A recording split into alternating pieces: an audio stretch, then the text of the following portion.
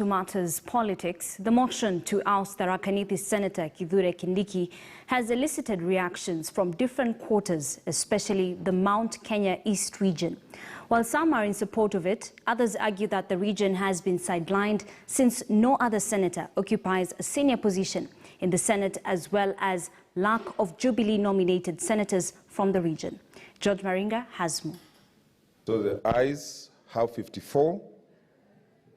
Ousting Professor Kindiki from the Deputy Speaker's seat in the Senate has been welcomed with varied opinions. In the inner house, while some leaders have been appeased, others view it differently. Hakuna sheria, mimi nasema, because hata mimi nimesoma sheria. Hakuna sheria imevunjwa. Wale wabunge wamefanya vile wamefanya kufuata sheria. Walikuweka hapo, sasa confidence yao imeisha, wamekutoa. Shinda iko wapi?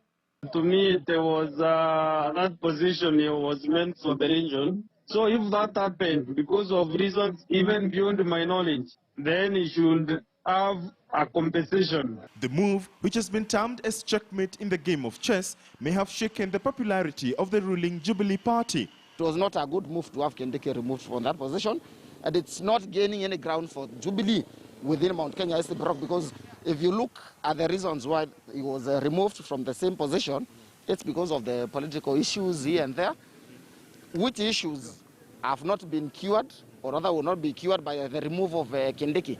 Popularity ya Jubilee, watu wa Mount.Kenya wanakuaga ni wafuasi wa rais, na hata pia wamekasirika na vile viongozi wetu wanafanya kazi kwa hivi sasa.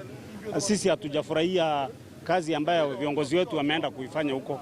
If you can't toe to the line, then it's time to ship out. Sisi tunataka watu wakoloa kwa president ndiye akiimplement agenda zake kwa bunge zinapita vizuri. For a region that unanimously voted for the Jubilee Party in the 2013 and 2017 elections, the Deputy Speaker position was deemed as a way to appease the Mount.Kenya East.